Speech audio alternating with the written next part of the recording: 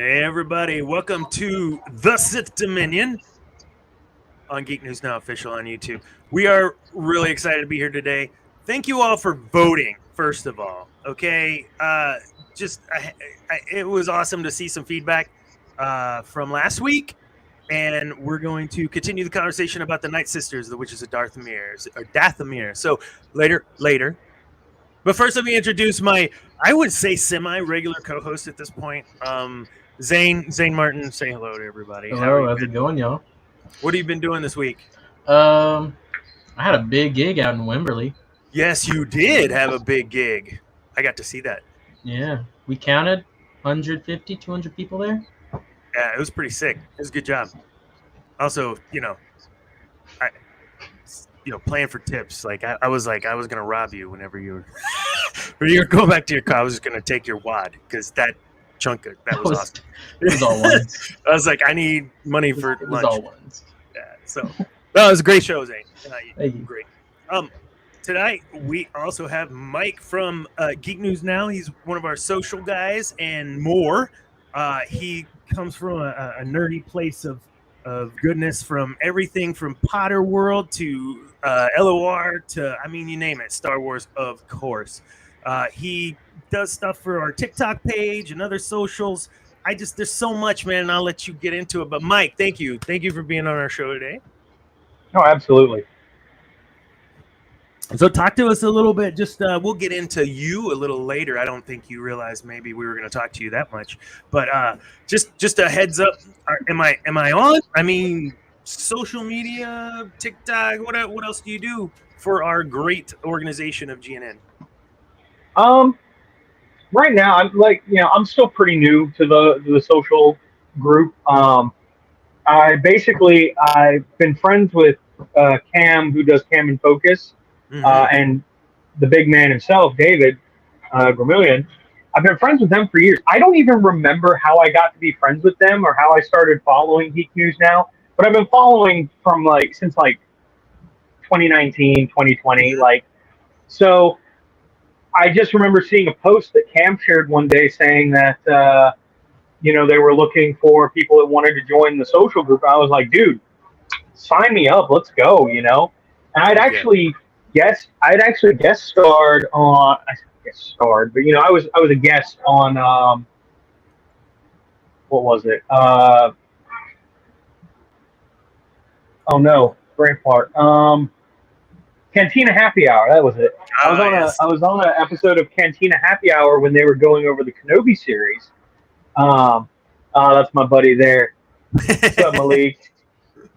Alucard has been my gamer tag for years now, so that's awesome. That's what that's about. So yeah, I'm also an anime nerd. So and I just I was like, I really want to get more into this. This seems like a lot of fun. So I was like, bro, sign me up. So he got me in contact with David, who got me in contact with Debbie at the time, who was running everything at the time. And she was basically like, so you want to do Facebook, Instagram, or TikTok? And I was like, TikTok. Yes. Let's do that. Because that seems like a lot. I can do a lot with TikTok with a very minimal brain power most of the time. Sometimes I do have to actually think about it, but it's usually just, sure, throwing up videos and promoting shows like this. I actually about half an hour ago, I actually posted a video saying, "Hey, come check us out. I'm going to be there." And yeah, heck yeah. Well, we'll circle back here in a little while and get a little deeper into your fandom and geekness because that's what we're about. So always. Let's start off with the HoloNet highlights. So I've been into this whole audio book thing since a couple weeks ago. My son's been trying to get me into it, that crazy Zane guy. And I did the Ventress book, the Dark Disciple book, in 3 days because I could listen to it. What a great story. So I've been looking at what I should do next, and I came across it's not Night Sister, but we'll talk about it anyway because this is the HoloNet, which is our news. A couple weeks ago, Star Wars Inquisitor Rise of the Red Blade was released. And it goes through kind of the sequence of events for the 13th sister, who is Iskat Akaris. And Iskat Akaris started out as a Padawan. Iskat Akaris actually fought at the Battle of Geonosis whenever like all the Jedi end up and it's all crazy in the arena. She was there. And so there's all this crazy stuff in this book, and so I've started it, but I mean I didn't have time to finish it. So I wanted to kind of talk about that to lead us into something. The Inquisitors, and I wanted to talk about this in our HoloNet news piece because is it just me, or are we going a little Inquisitor crazy in the last 8 months to a year? It may just be me. Honestly, I mean, I do think they're really putting a lot more of their chips into the Inquisitors, but I mean, I'm not really minding it that much. It's really cool to see. Oh, you have something to say? No, it's really cool to see. Really all the inner workings of Vader's own little circle. You know, the ones who were actually getting their hands dirty while Vader was off doing his own. Again, playing loose with the whole rule of two. Mm-hmm. Yeah. But I mean, yeah, you're right. They had Kenobi came out, Jedi Survivor had some more, and then now we have the 13th sister. Mm-hmm. Mike, that's crazy. So me personally, I'm a little behind on the Inquisitor stuff, but the way I look at it is they took a risk with Rebels introducing the Inquisitors. Because obviously there are going to be people who are like, oh, well, that wasn't there before. Why wasn't that ever mentioned before? Why are they adding new stuff? But I think that a lot of people kind of saw the Inquisitors as, okay, well, this is new. Like, people have been wanting new Star Wars, like, new Star Wars stuff, not just like a continuation of the story, but like new lore, new characters and stuff like that for a long time. And the fact that the Inquisitors are new characters. They're at the time they were unknown, uncharted territory, and they were classified under, the favorite characteristics of lightsaber wielders, force users. Like that's what people watch. That's what a lot of people watch Star Wars for. I remember being a kid, and I was born in like '95, so like the first Star Wars movie I ever saw in the theater was Phantom Menace.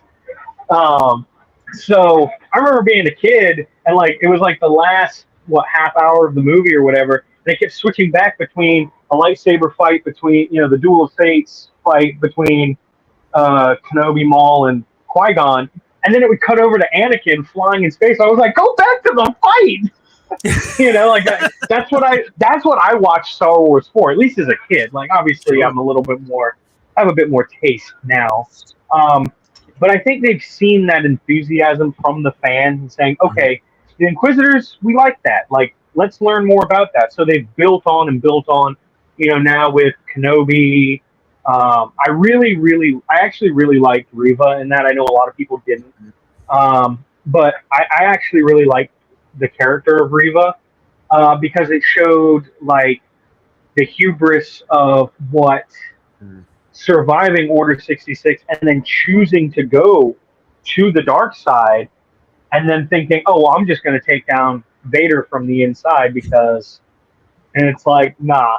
Good try though. Good try. So I really liked that. And then I have not read the book yet, the one about the 13th sister. I've not read that yet. But it is on my to-be-read list. I have so many Star Wars books on my to-be-read list because the fact of the matter is, and I'm not proud to say this, I've only ever read one Star Wars book. Which one? And that was Darth Plagueis. That's a good one. It is a good one. It is a good one. It's fantastic.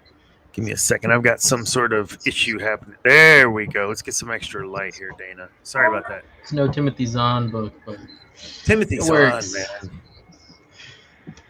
James Luceno does a good job, though. Oh, he does a good job. Yeah, Well, I definitely want to see some more of his books. Looking to your point, Mike, we do love the dueling, of course, and we love the force wielding, and I think just growing up for myself, Vader was always more appealing because he had that touch of darkness, whereas Luke was just the goody boy, and I mean, good for him. I mean, he's needed, yin and yang, Yeah. but I just felt that the whole story of Anakin was so much deeper. And when I think of Inquisitors, I think of Anakin. I think of someone who had an internal struggle. I think of someone who knows the difference between what the universe is telling them to do or not to do. However, in the case of Order 66, maybe this is my only choice if I want to survive. And that is something, Mike, I had not thought of for them, that they maybe didn't have a choice. Some of them felt like they didn't have a choice. But man, Right. I am excited about more Inquisitors. Means more dark side, more Sith, more lore, more. Oh, and of course this book. More content. Yes, Man. I think that's what's going to draw me into this book more, is how she manages to go from fighting and to save Anakin and Padme and Obi-Wan and on Geonosis to being the 13th sister. Like, this is going to be good. I can't wait to see it. So that was our holonet for today, and I appreciate you guys' input because this is cool, man. We're gonna start talking about the old Night Sisters. It's time for the deep side. No, not deep side. Dark side. These days when you get it right. Dark side deep dive with Dr. Dana. So There you go. So I have a job, side, right? A real job. But then I also have like a side gig, and I was just doing a thing for my side gig where I'm kind of talking about personality and whatever in my doctorate in leadership, whatever. And all I kept wanting to do was, hey guys, if you really want to learn like the good stuff, check out the podcast Sith Dominion, because we talk about like deep stuff with like Star Wars. And they're like, oh, Star Wars. And I'm like, no, like blah blah blah. And I kind of went through some stuff. So I was totally pimping the show. but I think this is so cool that I don't know that we can have a conversation outside of this arena about Night Sisters, and that they have some great things that we can learn from. And one of the things we'll talk, I guess, more about individuals here and there throughout our conversation. Individuals like Mother Towson, like Talia, like Ventress. We'll touch on her again, and of course, we'll talk about the brothers. And you've got Savage and Maul and all the others in the Clone or not Clone Wars. Is that Rebels? Rebels. Clone Wars. I'm sorry. But if we start with where did they come from? There's some, I think, back and forth, and I don't know if where you all reside on the history of the Night Sisters, but there's a Jedi that potentially started everything there, which caused the rift between the Jedi and the Night Sisters not trusting the Jedi. And yeah, so there's that. As you do. As you do. I mean, come on. What did I say last week? Come on, they were going to assassinate. Come on, Jedi, terrible, evil people. There's that. There's the matriarchal structure of the. It's a tough word, man. Yeah, but you can say patriarch really easily. Yeah, I know. I'm not that guy, though. So when you look at that, I kind of compare that to Wonder Woman, right? The Amazonian, you get the men are you do over there, and that's what y'all's job is, and we run the show. And then lastly, kind of what happened to them and their impact on the galaxy, because they did, as the Night Sisters, have an impact on the galaxy, whether that was through Mother Talzin and Ventress and that group, or the brothers in Maul and Savage. I mean, Maul, good God. So, and we got a little piece of art later from a concept artist that is pretty cool with Maul and the Night Sisters. It's really sick. So let's dive in, man. So when you guys think Night Sister, what's the first thing that pops in your head, Mike? Maul. but that's just because he's my favorite character, and I just associate I know that's where his name comes from. Yeah. But okay, if I actually stop and think about it, I'm like, okay, that's Asajj Ventress, that's Mother Talzin, that's that's the. I always found the Night Sisters very interesting because what they did was not necessarily the Force, but it was something else that was kind of connected to the Force, but wasn't the Force. It was basically magic. And I always found that really cool. And I wish, and maybe I might be behind, honestly, but I wish I got more information about what exactly it is that they do. Like, where does the source of their power come from? Is it the Force? Is it like the dark side of the Force? Or is it more primordial than that? Is it more ethereal? That's something that really interested me, and I could be very behind. They may have explained all of this already, and I've just missed it. So I know that there's legends and canon, right? And I read The Courtship of Leia, which is where they were first introduced. And if you're not familiar and you're just now listening to the show, you didn't listen last week. Han Solo wins a planet in a game of Sabacc and gives it to Leia, who's being courted by some other alien dude from another planet using special pheromones and under his spell. I love the book, you can tell. It's one of the few I actually read. No, I'm just kidding. But he ends up, hey, I love you, and here is a planet. Well, now they go to the planet, and it's inhabited by these crazy dark side, Night Sister, Sith, witch, crazy people. So, yes, I think in the legends, it was a planet consumed by the dark. It had the dark side, say Mustafar or Dagobah even had dark side, especially spots. But the planet was inherently aligned. And so because the planet was inherently aligned, someone's going to call me out, and I hope you do, and to correct me. Then depending on what story actually happened, whether it was the Jedi or they formed organically, the Book of Law was written by the Jedi girl. I can't remember her name. And she, that was like the Book of Spells and what to do and how to do this and blah, blah, blah. And this is how you do it. And so I was trying to find, if you're familiar with the Bounty Hunter book or the Jedi book or the Sith book that were in those. Yeah, you got one right now? I do too. I got the Sith one. Where it's like notes in the margin by Palpatine and all this. I want a Night Sister book, the Book of Law, like this. So if you're listening, Hasbro, whoever has the power, LucasArts, make me a Night Sister one, please. So pretty sure it'd be a Disney Hyperion. Yeah, no.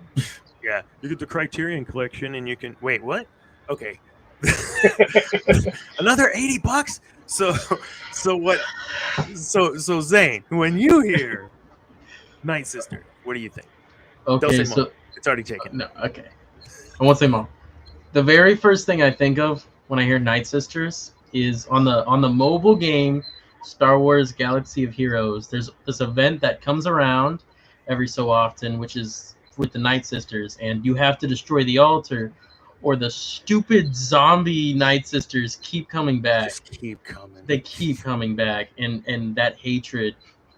Those, it sucks. I got you. And I've been playing that game since it was released. Even today, I played that game, and I don't know what you're talking about. I just auto it now, and have been for about 5 years autoing that. But that's okay, son. You'll catch up one day. Right, we're the same level. It's okay. It only goes to 85. No, so the Night Sisters can conjure certain imagery in your head. And I think for me, it's always been the Clone Wars where you have the Talia piece, and she was one that I really was drawn to, and again, just that internal conflict we've talked about on the show before. It's so human. I know she's not human. Whatever. Point is, it's a human thing. We all have conflict. We're all torn. And how do we get past that? How do we get through that? And those decisions that they are making are a great outline of what to or not to do. And I think whether the writers, Filoni or whoever, they have that locked in on what it means to tell a great story in the way of making it attainable and tactile for many viewers and accessible. And they're doing a great job of that with the Night Sisters, because you thought of the game, and Mike, you thought of Maul, and I'm thinking of Talia. So score, they're doing their job. So the next piece is so when we're thinking about the leader, you had Mother Townsend, right, as the matriarch, but if you're familiar with all those characters, you've got Daka also, who was more the medicine woman type, I guess, character, and you had, of course, The witch doctor. Yeah, there you go, the witch doctor. Well, of course. Wow, Dana, you're not spot on today. If Mike wasn't here, this show would be derailed already. But yeah, I think that when you look at the legacy of what has been written so far, everyone who knows Star Wars knows the Night Sisters, and I think that's a good job by the writing team. So my question for you is, from what you know of the Night Sisters, what is your favorite kind of arc in storytelling? Again, we all three picked different pieces of Night Sisters that we think of. What's your kind of favorite arc, or how it works with the Star Wars? What's your favorite piece of that? Either of you. I love how you put to the side. I mean, I can go first. Go ahead. Honestly, I think my favorite arc that had to do with the Night Sisters in general had nothing to do with the Night Sisters. It was this plot line in Rebels, where they are sent to whatever planet, and I don't even remember what the whole thing was, but they get possessed by the Night Sister spirits. And throughout that whole experience, they really clue you in. They don't give too much, but they clue you in on what had been happening to the Night Sisters and everything with that. And I think it really showed the anger that Mother Talzin had after she was killed. Yeah, killed. Always bunny ears with Star Wars. I didn't see her die completely. Yeah. I can't think of any Jedi that held on to their life force through the Force. But you can do that on the dark side. So why wouldn't you be on the dark side? I mean, it just makes sense that you could hang on. I mean, Scion. How many times Maul's been brought back and Ventress brought back? I mean, like, why wouldn't you do it? Who? I'm still convinced that Maul's not dead. Oh man, I'm still convinced that Maul's not dead. I mean, I have to believe it. I gotta say, that was one of my favorite episodes so far that we've done in our 6, was the Maul episode, because I can't wait to get to the other. That's the episode I should have been in on, because I could sit here for hours and talk about Maul. So our guest on that show was Matt, and Matt he hasn't been able to, because now we've moved this to a live thing on Tuesdays, and he has something, but he was like, oh, I'm totally down for that one. He hasn't done any shows, but that one he'll make time for because it's Maul. but Maul is special, you know. He comes from Dathomir, and he was a slave, whatever. Like, how I'm trying to be as PC as I can, but that's essentially what the men were, or the Brotherhood. What they served the Night Sisters. They were servants. Servants. And it wasn't I'm pretty sure it's the PC way to say that. Sure, and it wasn't like, oh, we're being mistreated. Whatever. Like, that's just the way it was, and they accepted that. And I think Mother Talzin had a great eye for what was to come.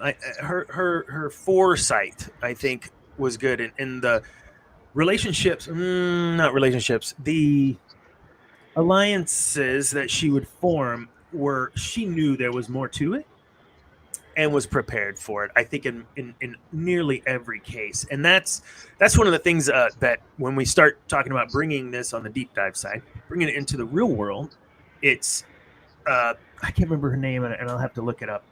Give me a second. But the CEO of PepsiCo, Indra Nooyi. So when she took over PepsiCo, it's like this was not like, oh, there's all these women CEOs. No, I mean, she was rare that she ascended to that spot. And when she did, then she made it a point to be very fair and very honest about who her staff was and who she wanted to bring on. And it was really awesome how she didn't make it a matriarch, but she did bring in more women into the workplace at very high C-level. And I thought that was wonderful. I think it's a great example of how we can compare to Mother Talzin and the Night Sisters in a very positive way.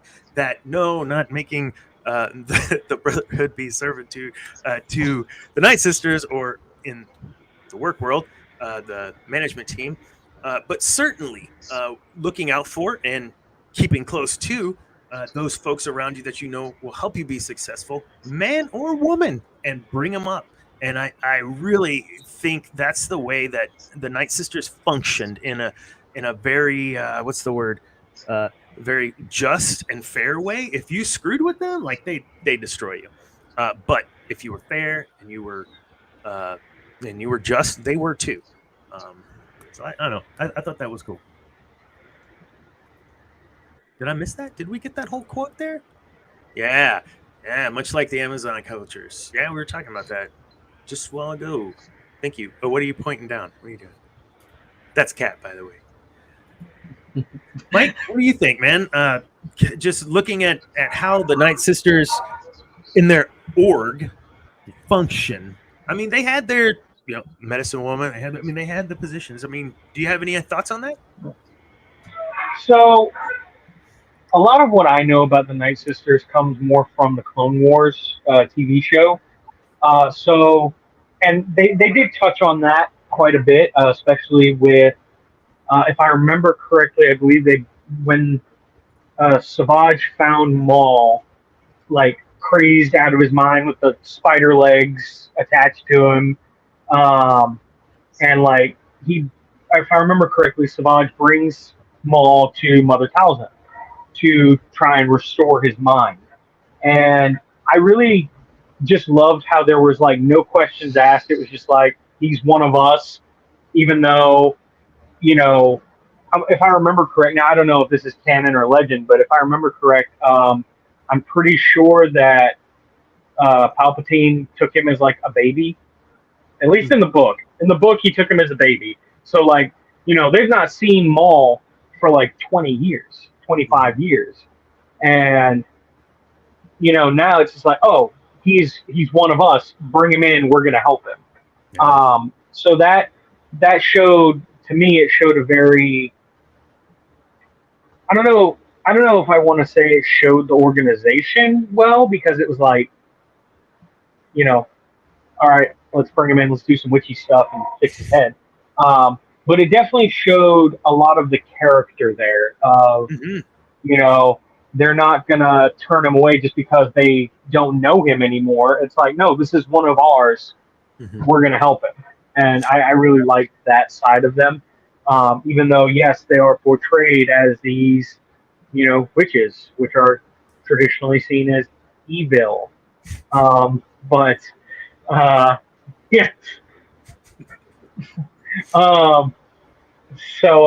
But I really did like that touch of, I don't know if humanity is the right word, but that's the closest thing I can come up with to what I'm thinking. So I used to work for Time Warner Cable, and before that, if this is way before both of y'all's time, it was Roadrunner was what high-speed internet was, and it was through your cable line, and it was before you had the cable company doing it, and it was a partnership between many cable companies to make this new standard and of high-speed internet. It was really bleeding edge technology at the time, and I worked for them. After about 8 months, a year plus, I went ahead and went and did something else for a while. When I came back, I applied, went through the process, came on, and there was a lady named Fran. She was our marketing person at the time. And again, this was really small in Austin at the time. We had 9 agents and 2 management, and one of them was marketing to try to see what we could do with this Roadrunner product. And when I left, Fran had given me this little Roadrunner, and it had a little tag on it, and it said, "Once a Roadrunner, always a Roadrunner." I came back. I mean, it was like 2 years later. I'd only worked there less than a year. I saw Fran in the hallway. Dana Martin, once a Roadrunner, always a Roadrunner. When I saw that scene you were referring to, that's what I thought of. And in organizations, man, if you can have that sort of rapport with your employees that they leave, and if they come back and you're welcoming with open arms, you're going to, I mean, the whole point, they're back. They're loyal. And I think with the Night Sisters, man, there was a staunch loyalty between that coven. Well, I guess it was a coven, and the Brotherhood. And yeah, when you're talking about that scene, this is exactly what I thought of. Is in organizations, when you leave, you come back, you're welcome with open arms. I don't know, man. I think you kind of can move that into. Okay, I know if you like Apple, you're gonna hate what I'm about to say, but the cultish Apple cultish thing, it's like this whole presence. And when you look at your when you look at your I said here so, for those of you that are just listening and not watching, don't worry about it. So when Steve Jobs, right? It was cultish, man. He would come out and he's like, and he'd walk the stage, and they're just every like honey dripping from his mouth. Please feed us. This is amazing. And so when I think I'm exaggerating. Okay, not really. You're not. but you that's insane because that was the employees. Those were employees of that. I worked at Dell too for a while, and we would have these kind of things like that, but nowhere near. And it was like Michael Dell was like, I can't make this happen. I'm trying, but I'm not as charismatic, or whatever. So I'd like to think of it like that. That there's some real world magic that orgs can do. And so Apple kind of pops into my head that there's this kind of cultish thing. I'm sure there's others. Listen, when Steve Jobs walked out on that stage and mentioned 1,000 songs in your pocket, and does that with the first ever iPod, the crowd went nuts, and it I mean, it quite literally, it did. I will give Apple credit where credit is due. The invention of the iPod changed history. Yeah. Like it did. And obviously I have an old iPhone here that I used to use. Now I know better. I'm on a Samsung now. So it's actually one of my favorite things about this phone. I have the Samsung Galaxy Z Flip 4. And so I can just fold my phone at roughly 90 degrees, have it sitting here on my desk, and it's the perfect camera setup. It's great. So you're using your phone? Yes. That's awesome. Yeah. Yeah, I'm on my phone. So sorry, That's crazy. Apple. Well, okay. This isn't about Android but, PC Master Race. Man, I have been working in the tech field for a long time. I can tell you stories about Apple. All right, moving along. So yeah, I mean, I don't mean this negatively because I think organizations always have their culture, and within that culture, it's important to not only build rapport with your employees, but also there wasn't anyone that could not approach Daka, Towson, anyone. They could, everyone, though they had their hierarchy, everyone was approachable. It's that open door policy, right? But for real, like, yeah, I got my old brother here. I'm just gonna slap him here on the. Can you guys fix him? Like, Yeah, sure. Yeah, it wasn't like, oh, you got to go through 5 layers of separation to get it. No, just go talk to somebody. Red tape. What's that? This is red tape. Pure huh? Sorry. So yeah. Oh man, well, this was fun, man. I know we try to talk about it's just so much, and I think our show 30, 45 minutes just isn't enough sometimes to talk about some of this stuff. But we it's good because we can circle back to it at a later date. But thank you guys for joining in this combo because I think it was really fun to kind of dissect those witches. And I like this comment. I'm going to show it there, Kat. Not the lemmings of Apple. That was funny. But witches is just a term used by people when they don't understand behavior. That I would agree with that, except for my wife's never called me a witch. So that's a joke. General Kenobi. Don't understand the behavior. You are a bold one. All right. Let's move on. I do like this one too, though. This is absolutely. It's true though. It's true. It is. It is. It is. Absolutely. It is. We can all agree. Oh, Darth. But can we all agree? But can we all agree that Linux is the best OS? Yes. For the layperson, no. But yes. Well, yeah. Well, Yeah. here's what I always, and I know this is It's way off free. topic, but my favorite thing about Linux is it can take you from being a layperson to learning about how computer programming works and, command line and all that stuff. Man, I was a Red Hat guy way back. Like, again, Oh, before you guys were born. Red Hat? yeah. I'm trying to remember. I had a roommate of mine when I lived in Omaha who he's a Linux sysadmin for a company making like 80 grand a year. He's living in the Philippines, and Dude goes a long way in the Philippines. Yeah, exactly. So, and he just does everything from his computer. And I mean, he's to the point now where he can literally just set up programs on his computer to do all of his work for him while he hangs out at the beach all day. It's fantastic. But I'm trying to remember now. He started to install a version of Linux or Unix on his computer. I'm trying to remember the name, the variety of it, the flavor of it, if you will. But it was basically you had to know so much about programming, you had to build it from the ground up. Like you had to build. Jeez. So everybody that had this operating system and successfully implemented it onto their computer, everybody had their own unique operating system because they built it. Yeah. Nothing wrong with that. Yeah.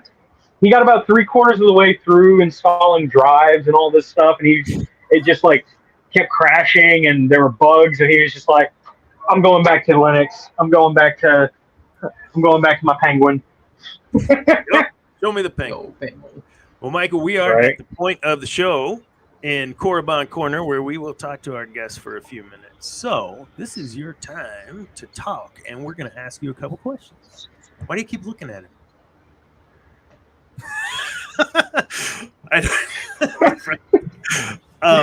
So I do have I'm a curious. question. Mhm. How did you get into geekdom? What was your what kind of cracked the seal on that? So, growing up, my dad was born in 1972. So he was old enough in 1978 or 1977 when the first Star Wars came out to go see it in the theater. I was So he he would have been roughly 5, 6. 5, 6, yeah, give or take. Yeah, we So could have been he buddies in high grew. school. I could be your dad. Sorry. I'm a lot But younger than I look. Hopefully, he grew up watching those movies as a kid, and then when I came around, and then George Lucas announces, oh, they're doing the prequels. He got really excited for that because, as far as he knew, Star Wars was over. The story was finished. So then he's like, okay, it's time, and he takes me to go see Phantom Menace. He took me to see all 3 of the prequels in the theaters, and that's growing up in the Bahamas without movie theaters. So we would go to Florida to watch these movies. oh, wow. And I remember after episode 2, he finally introduces me to the original trilogy, Mhm. and which I wish he would have waited until after episode 3. Maybe. Well, no, because it would have ruined it. But I remember watching episode 5, and when Vader says, "No, I am your father," I was just like, I knew it. Like, I don't know. I had that suspicion the whole time. I'm like, there's something more going on here. He's either his dad or like there's something that Obi-Wan didn't tell Luke. And I picked up on that because I was always very intuitive as a kid, and like seeing the way Alec Guinness does that little like double take when Luke asks him how his father died and how he has to like think how he wants to answer. I'm like, there's something more going. There's something more going on here. But that was how I got involved in Star Wars. And then my dad's like, the first Harry Potter book came out before I could even read. And so my dad would literally like read me Sorcerer's Stone as I laid it, like to help me go to sleep at night. It wasn't until, I don't think I started reading them myself until either Prisoner or Goblet of Fire. So like, it wasn't until, and I remember being so annoyed when after I finished reading Goblet of Fire that I wanted more. I wanted to read more, and the next book wasn't out yet. So I decided to start writing my own, and I got about maybe 3 sentences in, and I went, yeah, no, I have no idea what I'm doing. What house? Yes.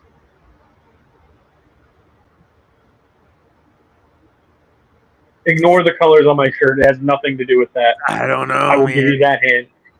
I mean, I just think everyone's Slytherin like me, so I don't know.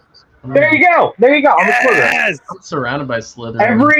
Every Harry Potter house quiz I've taken, Pottermore, TikTok, Facebook, every one I've done has always come back Slytherin.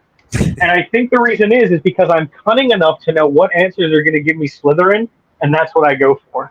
So, hey, I cheat, but it shows my Slytherin side because I'm willing to do whatever it takes to get what I want.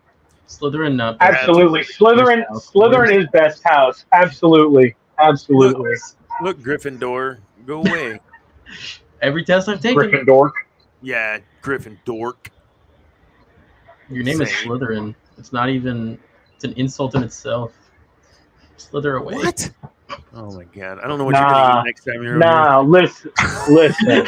You gonna let me, are you going to let me in? Listen, I'm going to come up to your Gryffindor. You going to let me slither in and Ravenclaw your Hufflepuff? Oh, see? Yeah. Agua. No, come on, man. Seriously. Ravenclaw? Way better. Listen, I respect Ravenclaws for their wisdom, their love of knowledge, but they're way too passive aggressive for me. Like, you know what you want? Go out and get it. That's right. It's true. Take what you want. It's right. And then again, Lord of the Rings was also a big one.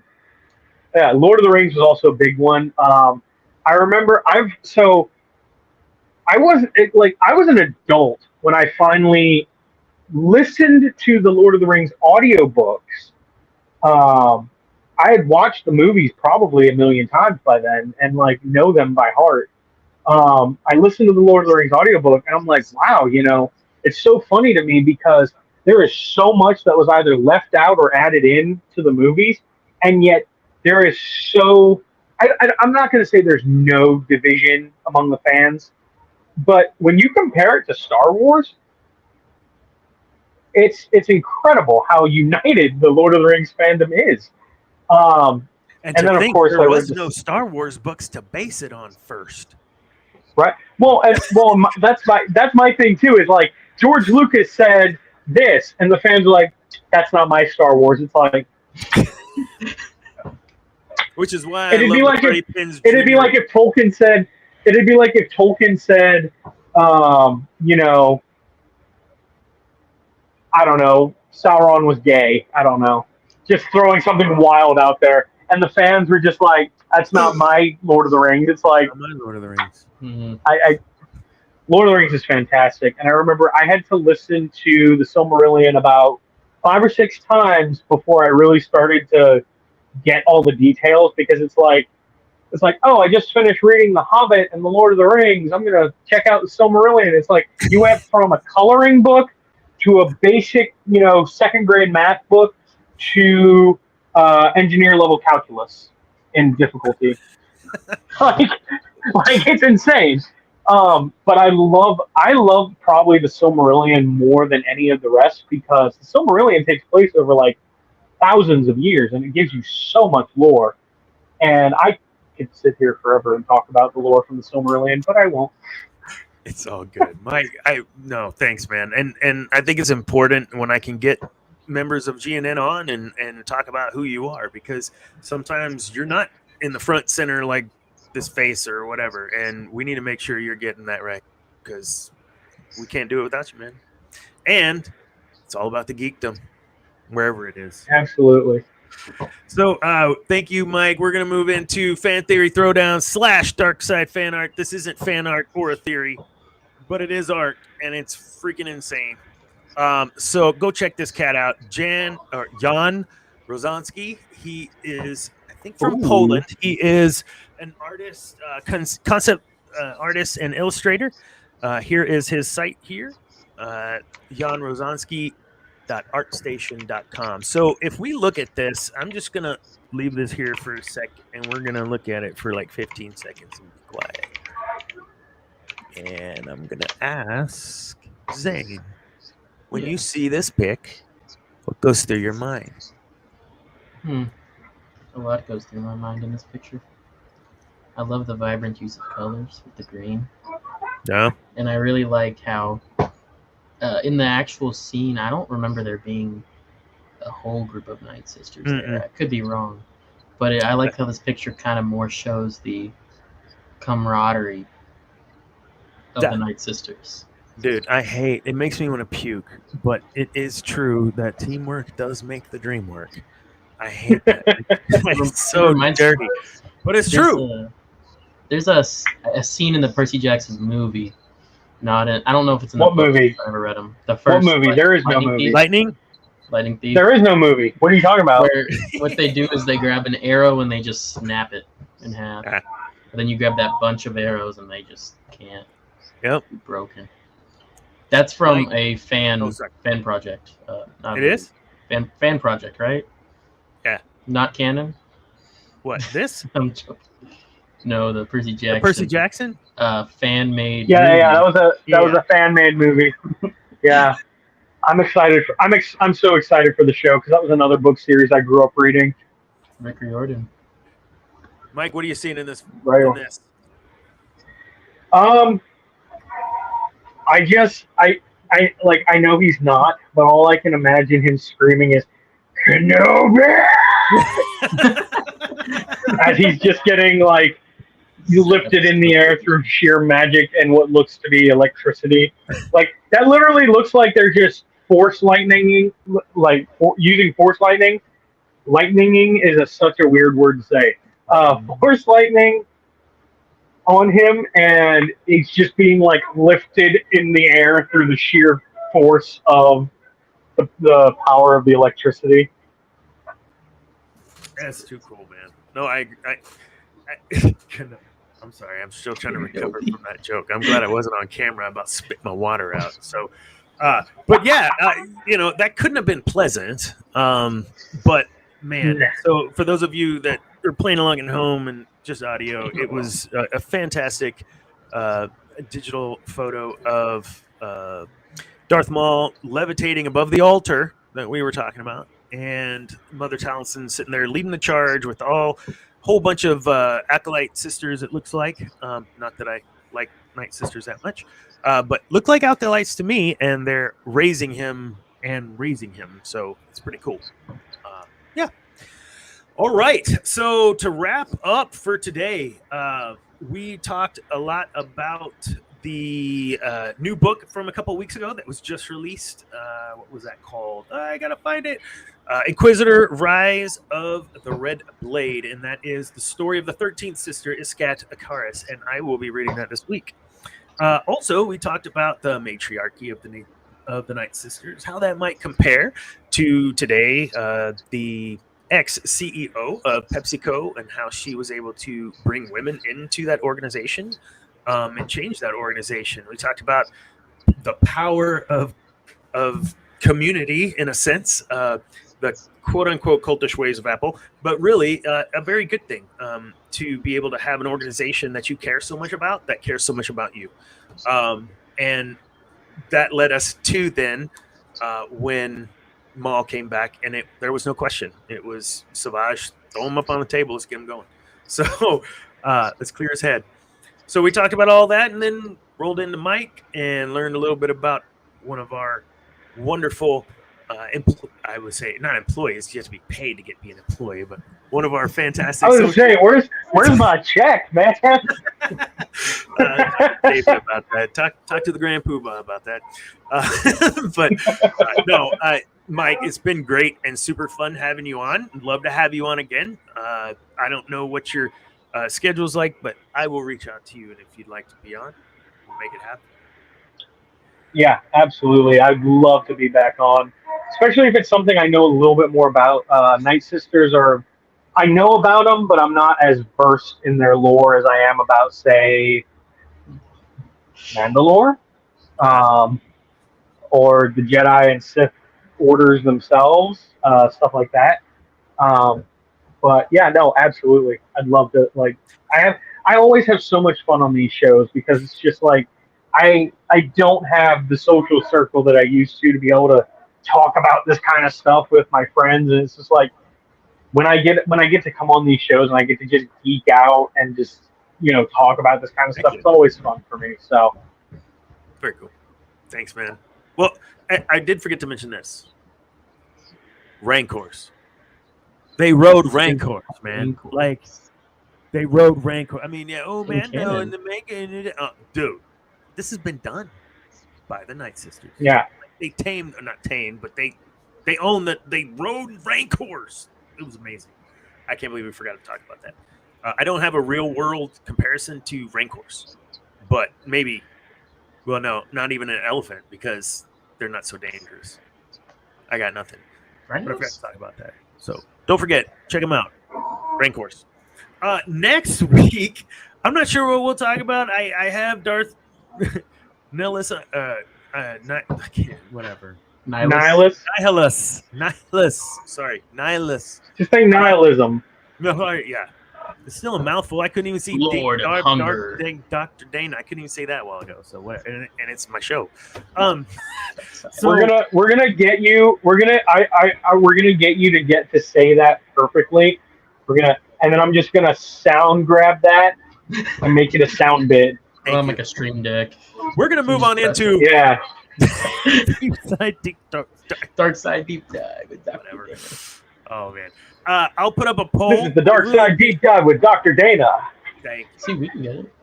I really appreciate everyone who voted in the poll. I didn't expect but 2 or 3 people, and we had a few, so I was real excited. So yeah, I don't mind throwing stuff out there to have you guys vote on it, and we'll have the show interactive that way as well.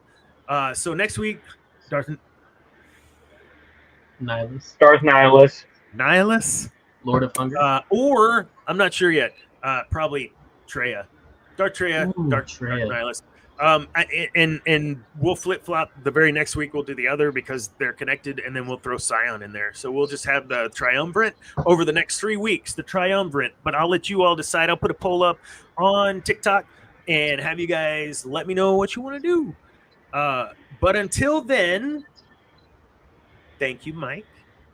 Thank you, Zane. It was a pleasure and an honor. And we will see you guys next week.